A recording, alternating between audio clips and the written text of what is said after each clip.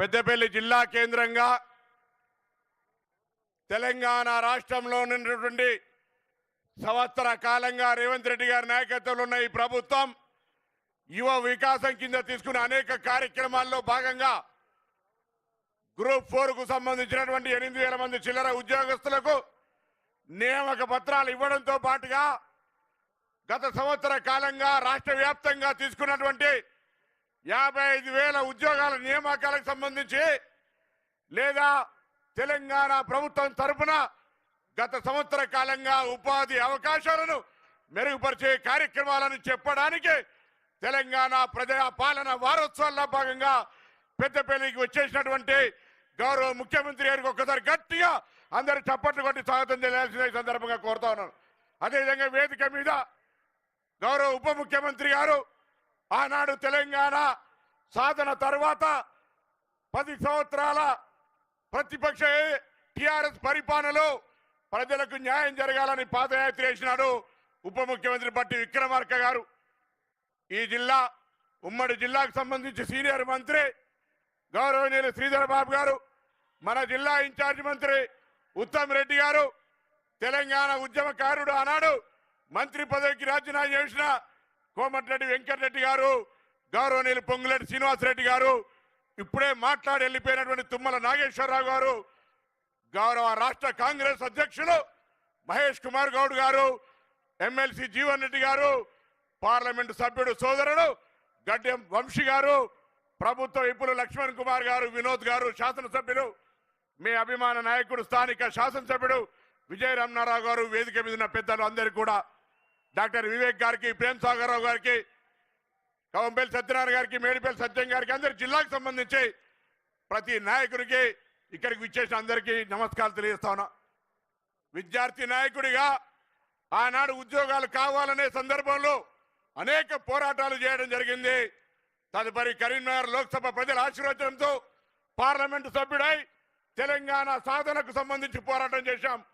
తెలంగాణ ఏర్పడ్డ 10 సంవత్సరాలు ఆ నిరుద్యోగ యువతకు న్యాయం జరగకపోతే అనేక సందర్భాల్లో యువతకు న్యాయం చేయాలని, యువకులకు న్యాయం జరగాలని అనేక వేదికలపై పోరాటం చేయడం జరిగింది. ఈరోజు మీ అందరి ఆకాంక్షల మేరకు నిన్నటికి 1 సంవత్సరం పూర్తయింది, ఫలితాలు వచ్చాయి. ఈ తెలంగాణ ప్రజా పాలన ప్రభుత్వంలో అనేకమైనటువంటి కార్యక్రమాలు ముఖ్యంగా యువకులకు సంబంధించి నిరుద్యోగ సమస్య పరిష్కార దిశలో తీసుకొని పోయే సందర్భంలో ఈ సభ జరుగుతూ ఉంది.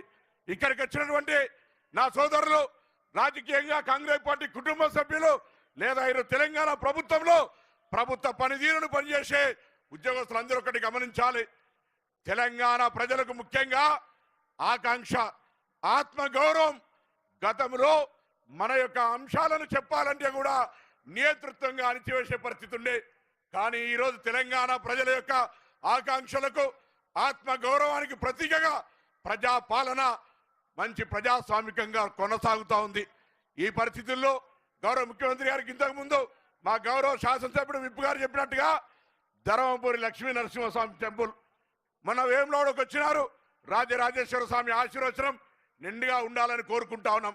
ధర్మపురి లక్ష్మీ నరసింహస్వామి, కొండగట్టు అంజన్న, ఈ ప్రముఖమైనటువంటి దేవాలయాలు.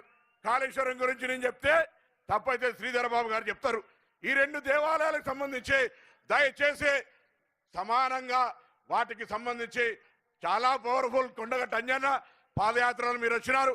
ధర్మపురి లక్ష్మీ నరసింహస్వామి మా ఈ జిల్లా అందరు ఇలవేల్పు ఆ దేవాలయాల అభివృద్ధికి సంబంధించి. దాంతో పాటుగా సోదరుడు వంశీ గారు చెప్పినట్టుగా ఇక్కడ విమానం దిగితే బల్లార్ష దాకా అనేకమైనటువంటి ఫ్యాక్టరీలు, ఎక్కడ విమానం ఖాళీగా పోయే అవకాశం లేకుండా పూర్తి స్థాయిలో నిండే విధంగా గతంలో కేసరం సంబంధించిన ఒక ఎయిర్ ట్రిప్ ఉంది. దాన్ని కూడా భవిష్యత్తులో ఈ ప్రాంతం ఉత్తర తెలంగాణకు సంబంధించి వరంగల్ అదొక పారిశ్రామిక ప్రాంతం అయితే ఈ మొత్తంగా పక్కన ఆదిలాబాద్, మంచిర్యాల సిమెంట్ ఫ్యాక్టరీలతో సహా ఈ ప్రాంతానికి అభివృద్ధి ఉండే విధంగా ఒక ఎయిర్పోర్ట్ ఇచ్చేటువంటి ఆలోచన రాష్ట్ర ప్రభుత్వం నుంచే కేంద్రం మీద ఒత్తిడి తెచ్చే దిశలో కొనసాగించాలని సందర్భంగా కోరుతూ ఈరోజు పెద్దపల్లి జిల్లా కేంద్రం వేణన్న గారు వచ్చినారు. సమయం ఎక్కువ తీసుకొని వాస్తవంగా, కానీ ఉమ్మడి జిల్లాకు సంబంధించిన మీటింగ్ కాబట్టి 1 నిమిషం ఎక్కువ తీసుకున్నా, దయచేసి అంజనా భావించకుండా మరొక్కసారి విజయరామనారావు గారు 1500 కోట్లు దొబ్బిపోయిందని అందరు ఈశపడుతున్నారు. పోయినాక దృష్టి తీసుకో, లేకపోతే ప్రాబ్లం అవుతుంది. ఆ విధంగా ఈరోజు ఈ జిల్లాకు సంబంధించి 13 నియోజకవర్గాల 8 మందిని గెలిచినాం. 2 మంత్రులు 2 విప్పులు.